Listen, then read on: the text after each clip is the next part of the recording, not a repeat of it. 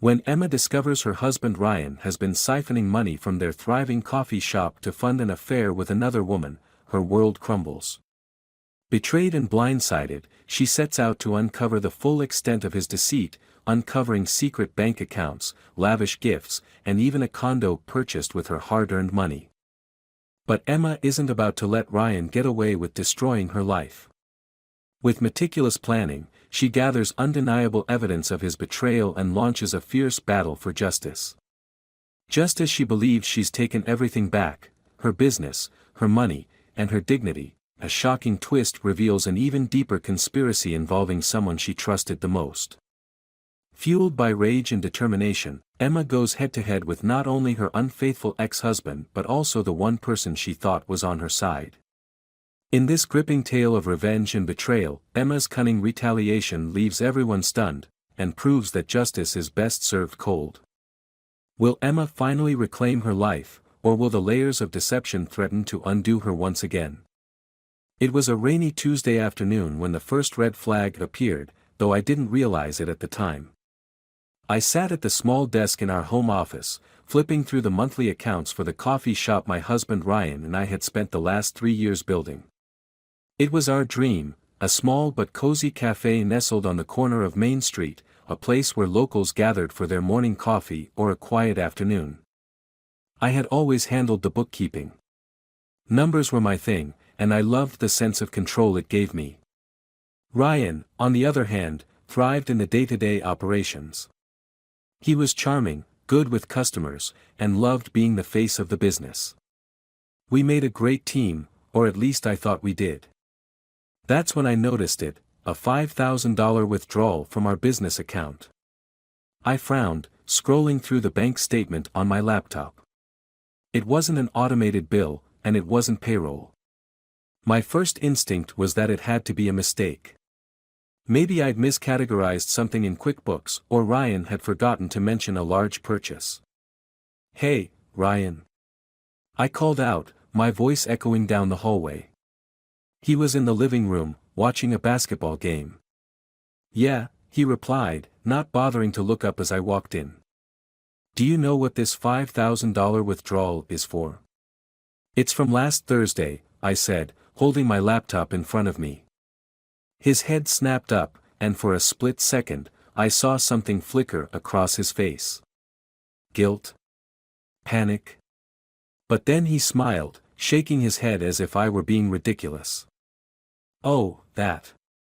Yeah, it's for inventory. One of the vendors needed cash up front," he said smoothly, his eyes drifting back to the TV. That explanation didn't sit right with me.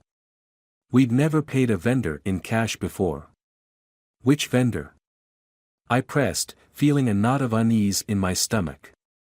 "Emma, do we really have to go through this right now?" he said, his tone clipped. "It's fine. I've got it handled." I nodded slowly, retreating back to the office. But the knot in my stomach didn't go away. Something felt off. I wanted to believe him, he was my husband, after all. But a small, nagging voice in the back of my mind told me not to let it go. Over the next few weeks, other small things began to pile up. Bills that should have been paid on time were suddenly overdue. Our suppliers called more frequently, asking when they'd be getting their checks. I started noticing that Ryan was spending more and more time working late at the cafe. He said it was because we were short-staffed, but he never let me help, even when I offered. "You've got enough on your plate," he'd say, brushing me off with a kiss on the forehead. One night, while Ryan was out, I decided to log into our business account and review the transactions more closely. What I found sent a chill down my spine. Over the past 6 months, there were numerous withdrawals, $2,000 here, $7,000 there, all categorized as miscellaneous expenses. In total, nearly $30,000 was unaccounted for. I sat there, staring at the screen, my heart racing.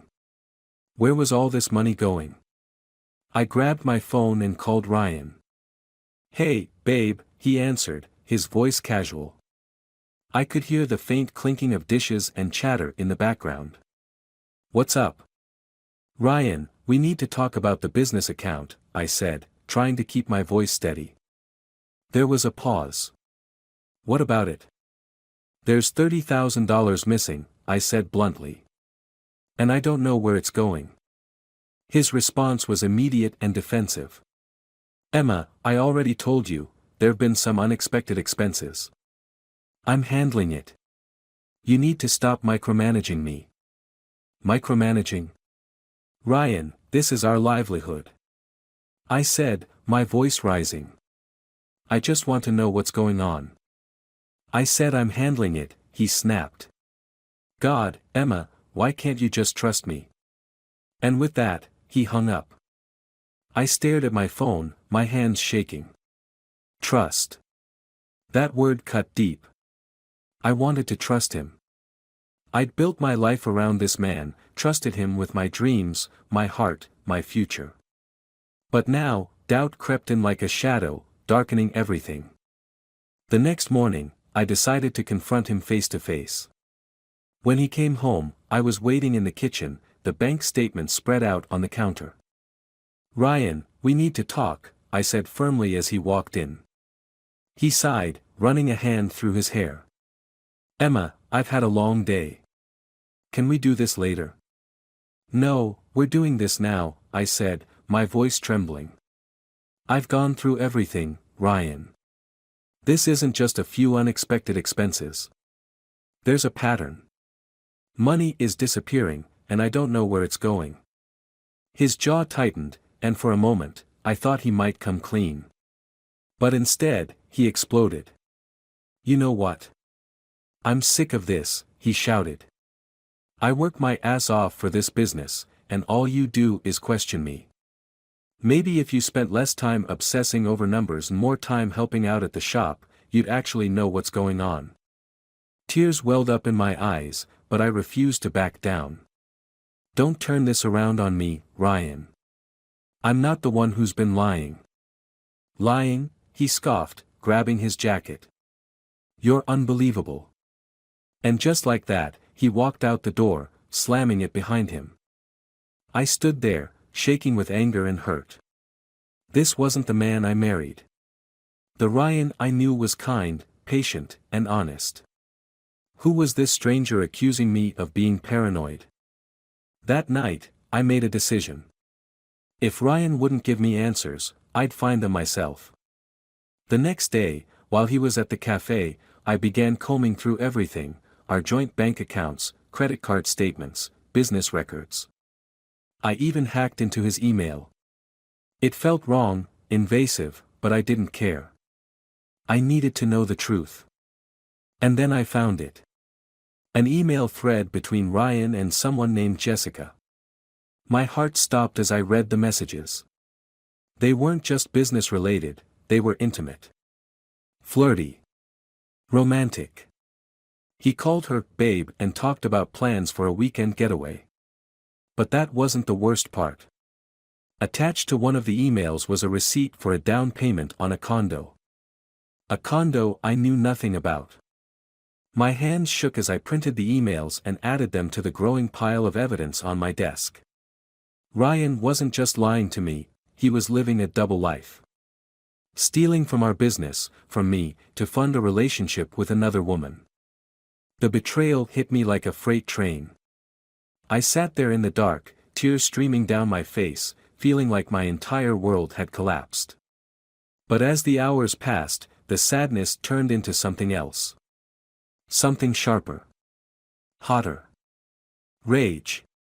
If Ryan thought he could betray me, steal from me, and walk away unscathed, he had another thing coming. The morning after I uncovered Ryan's betrayal, I woke up with a splitting headache and a heavy heart. But instead of letting the sadness consume me, I forced myself to focus. There was no time to wallow. I had to figure out my next move. I made a list. Not a grocery list or a to-do list, this was a list of everything Ryan had done to destroy the life we'd built together. At the top, in bold letters, I wrote, 1. Stole from the business. 2. Opened a secret bank account. 3. Cheated with Jessica. 4. bought a condo with our money. Seeing it all laid out like that ignited a fire inside me. I wasn't just going to confront him, I was going to dismantle the carefully crafted life he'd built on lies. Brick by brick. I started by gathering evidence. I needed airtight proof of his theft, his infidelity, and his double life. If I was going to take him down, I needed to be meticulous. I spent the next few days combing through every record I could find. Bank statements, email chains, receipts, anything that could paint a clear picture of Ryan's deceit. The secret bank account was a goldmine of information. It wasn't just the $30,000 I'd initially discovered. Over the course of a year, he'd funneled nearly $150,000 out of our business account and into his private stash. The transactions were deliberate, with just enough variation in amounts and dates to avoid raising suspicion. But now that I knew what to look for, the pattern was obvious. Next, I turned my attention to Jessica. I didn't know much about her, but I had her email address, and that was enough to get started. A quick search on social media led me to her profile, Jessica Langley, 28 years old, real estate agent. Her photos made me sick, vacation selfies with captions like, "Living my best life," and snapshots of her sipping cocktails in luxury bars. All of it paid for with my money. I found the address for the condo Ryan had purchased. It was listed under his name, but the emails made it clear that Jessica was living there. I drove by one evening, parking a few blocks away and watching from a distance. Sure enough, I saw her come out, wearing a designer coat I was sure Ryan had bought for her, and get into a shiny new car. Another expense I'd probably unwittingly funded. The rage I felt was nearly unbearable. But I didn't let it consume me. I couldn't afford to lose control. Every step I took had to be calculated, deliberate. I wasn't just going to expose Ryan, I was going to ruin him. The first thing I did was consult a lawyer. Her name was Carla, and she came highly recommended. I walked into her office with a file so thick it barely fit in my bag, my heart pounding as I laid it on her desk. "I want a divorce," I said, my voice steady despite the storm brewing inside me. "And I want to take everything he's stolen from me." Carla flipped through the documents, her eyes widening as she read. "Emma, this is a lot. You've done your homework." "I've had time to think," I replied. "I want to file for sole ownership of the business. He's been embezzling money, and I have the proof. And I want to go after the secret bank account." She nodded, making notes as I spoke. "Based on what you've shown me, you have a strong case. But this isn't going to be easy. He's going to fight back." "I don't care," I said firmly. "I've been fighting my whole life to build something real, something meaningful. He doesn't get to take that away from me." Carla smiled. "All right. Let's get to work." While Carla prepared the legal documents, I began phase 2 of my plan, surveillance. I needed undeniable evidence of Ryan's theft and infidelity. Something I could use to back up my claims in court. I started by installing security cameras in the coffee shop. It wasn't difficult. Ryan was spending less and less time there, leaving the day-to-day operations to our staff. He probably thought I was too busy or too naive to notice his absence. But I noticed everything. The cameras were discreet, hidden in places he'd never think to look. One above the cash register, another in the back office, and a third overlooking the stockroom. I checked the footage every night, waiting for him to slip up. It didn't take long. One evening, as I reviewed the day's recordings, I saw him in the office after hours. He opened the safe, pulled out a stack of cash, and stuffed it into his backpack. He didn't even bother to write it down in the ledger. He just took it and left, like it was nothing. I saved the footage, labeling it carefully. Date, October 14th. Time, 9:23 p.m. Incident, Ryan stealing cash from the safe. Next, I turned my attention to our home office. I knew Ryan kept some of his personal files there, locked in a drawer he thought I didn't have the key to. But I'd found the spare key months ago, tucked away in a box of old receipts. One afternoon, while he was out, I unlocked the drawer and began sifting through its contents. Bank statements, receipts, and, jackpot, a folder labeled Jessica. Inside were printouts of emails, hotel receipts, and photos of the two of them together. One photo showed them at a fancy restaurant, her hand resting on his, a diamond bracelet glinting on her wrist. Another was a selfie taken in front of a beach house, both of them grinning like they didn't have a care in the world. I felt sick, but I didn't stop. I scanned everything, making digital copies to add to my growing file of evidence. The final step in my plan was to catch him in the act with Jessica. I needed undeniable proof of their relationship. I started tracking his movements, noting the days and times he claimed to be working late. One evening, I followed him after he left the coffee shop. He didn't go home. Instead, he drove straight to the condo. I parked a block away and watched as he entered the building. Less than 10 minutes later, the lights in one of the upstairs units turned on. I saw his silhouette through the curtains, joined moments later by a second figure, Jessica. They laughed, kissed, and sat down on the couch, completely oblivious to the fact that I was watching. I snapped photos with my phone, each one more damning than the last. When I finally drove home that night, I felt a strange sense of calm. I had everything I needed. Proof of the theft. Proof of the affair. Proof that Ryan had betrayed me in every possible way. Now, it was time to make my move. The day I launched my plan was one I'll never forget. It was a crisp Friday morning, and the cafe was bustling with its usual crowd of regulars and students sipping lattes as they typed away on their laptops. Ryan had no idea what was coming. I stood outside the cafe in my car, watching him through the window.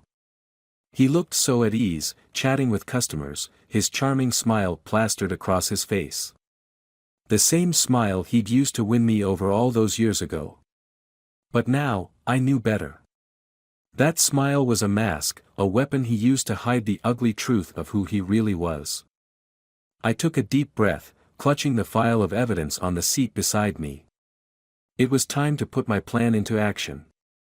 The first blow came from Carla, my lawyer.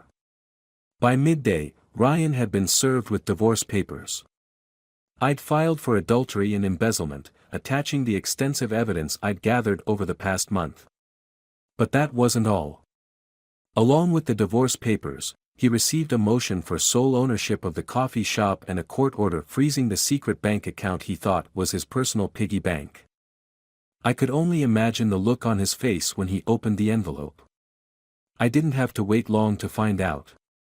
Later that afternoon, Ryan stormed into the house, his face red with anger. "Emma," he roared, slamming the door behind him. "What the hell is this?"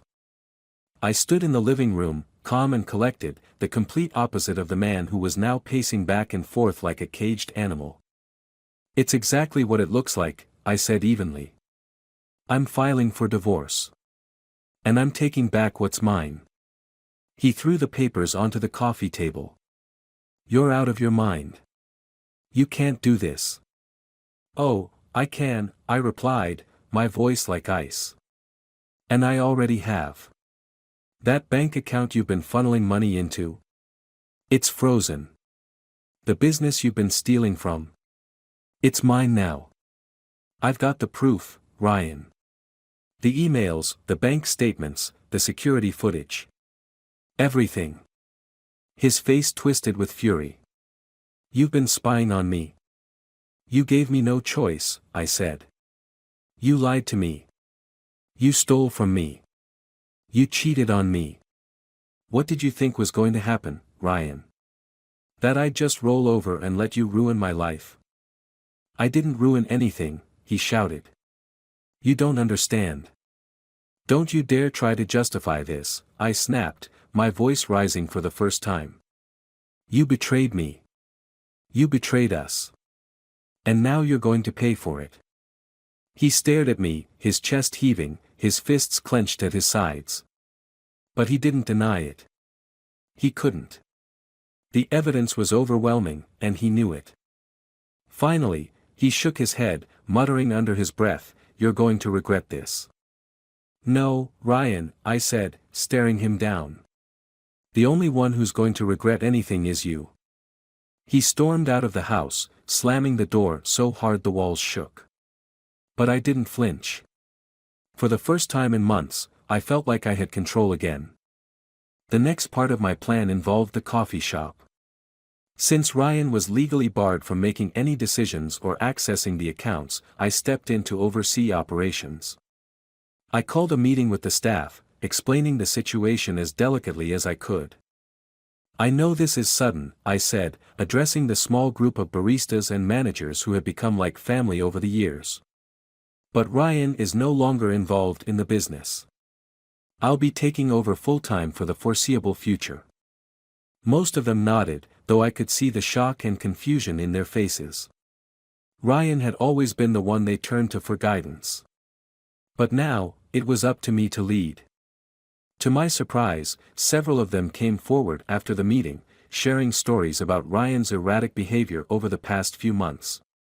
Late-night visits to the cash register. Sudden disappearances during shifts. Even heated phone calls with someone they suspected wasn't me. It was like peeling back the layers of an onion, each revelation more pungent than the last.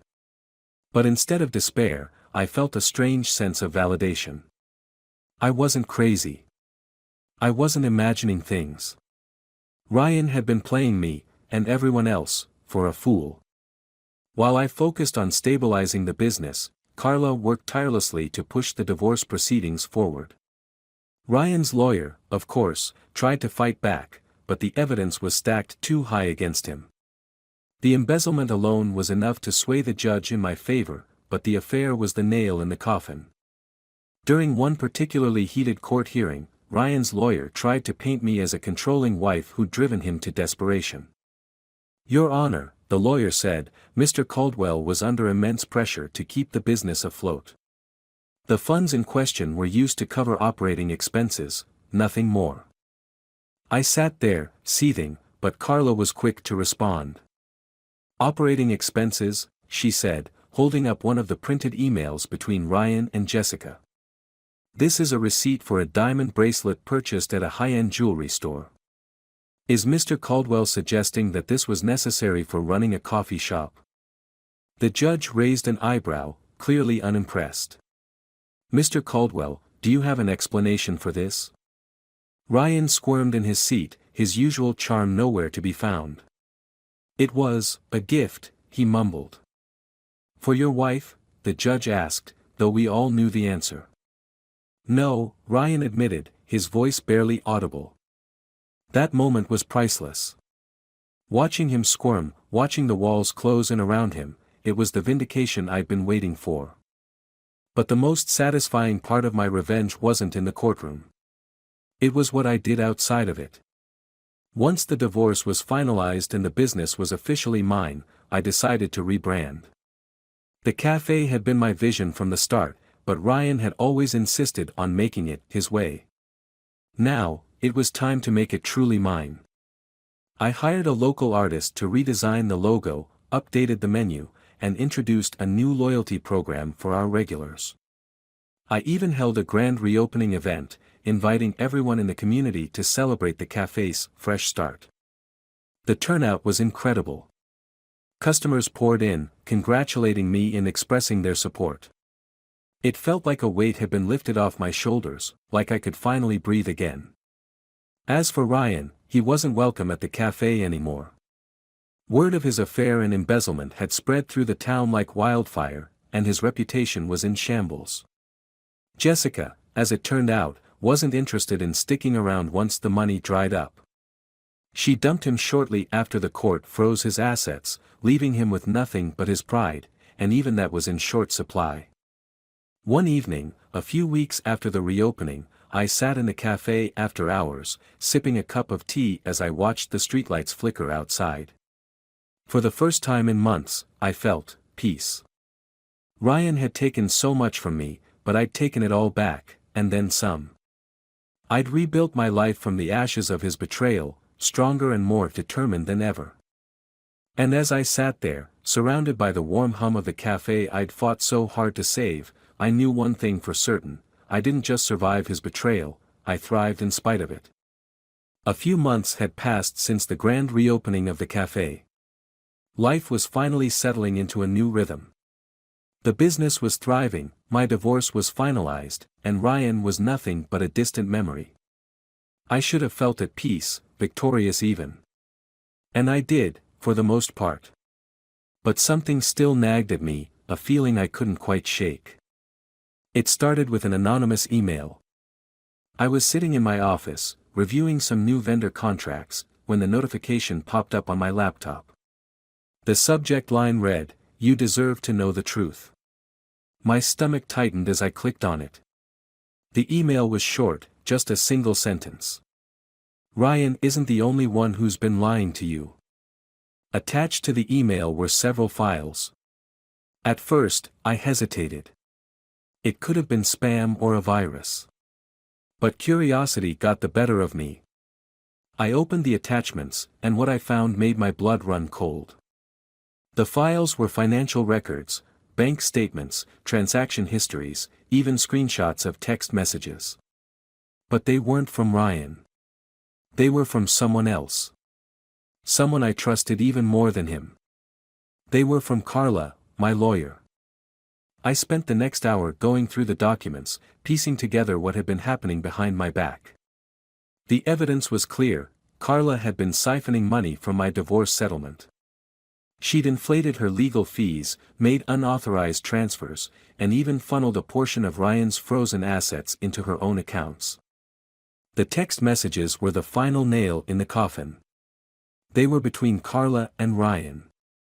The two of them had been in contact for months, conspiring behind my back. Ryan, she has no idea, does she? Carla, not a clue. Keep playing the pathetic ex-husband routine. I'll handle the rest. Ryan, this better be worth it. I've got nothing left. Carla, trust me. When this is over, we'll both come out ahead. I couldn't believe what I was reading. Carla, the woman who had fought so hard for me in court, who'd been my ally through the most painful period of my life, was nothing but a snake. And Ryan? He wasn't just a lying, cheating thief, he was also plotting with my lawyer to steal even more from me. The betrayal hit me like a ton of bricks. I felt like a fool all over again, but this time, the anger came faster. I wasn't going to let them get away with it. Not this time. I spent the next few weeks quietly preparing my counterattack. First, I reached out to a new lawyer, one who came highly recommended by people I trusted. I explained everything, handing over all the evidence I'd received. She assured me we had a strong case, but I wasn't content to just let the legal system handle it. I wanted them both to feel the same humiliation and devastation they'd inflicted on me. The perfect opportunity presented itself when I learned Carla was hosting a high-profile networking event at a local country club. It was an annual gala, filled with prominent figures from the legal and business communities. The kind of event where reputations were made, or destroyed. I arrived unannounced, dressed to the nines in a sleek black dress that screamed confidence. I wasn't there to blend in. I was there to make a statement. As I entered the grand ballroom, I spotted Carla almost immediately. She was laughing with a group of attorneys, her signature glass of red wine in hand. For a moment, I just watched her, marveling at how easily she moved through the crowd, as if she hadn't spent months betraying me behind closed doors. Then, I made my move. "Carla," I said, my voice loud enough to draw the attention of those around her. She turned, her smile faltering slightly when she saw me. "Emma," she said, recovering quickly. "What a surprise. I didn't know you'd be attending." "Oh, I wasn't invited," I said with a smile that didn't reach my eyes. "But I thought it was the perfect opportunity to share something important with everyone here." She laughed nervously. What are you talking about? I held up a USB drive. This. It's a little collection of documents and messages that paint a very interesting picture. Would you like me to share it with the room, or would you prefer to explain it yourself? Her face went pale. Emma, this isn't the time or place. Oh, I disagree, I said, cutting her off. You see, everyone here deserves to know the kind of person they're dealing with. A lawyer who conspires with her client's ex-husband to steal from her own client. That's the kind of scandal people remember, don't you think? The crowd around us fell silent, all eyes on Carla. She stammered, trying to deny it, but I didn't let her. I handed the USB drive to a reporter I'd tipped off earlier in the week, ensuring the story would hit the press by morning. But that wasn't the end of it. The fallout was swift and brutal. Carla's firm launched an internal investigation, and within days, she was fired and disbarred. Her once flawless reputation was in tatters, and the story spread like wildfire through the legal community. No one wanted to be associated with her after that. As for Ryan, his part in the scheme became public knowledge as well. With Carla's protection gone, I filed a new lawsuit against him, this time for conspiring to defraud me. He didn't stand a chance. The court awarded me the remainder of the money he'd hidden, leaving him completely bankrupt.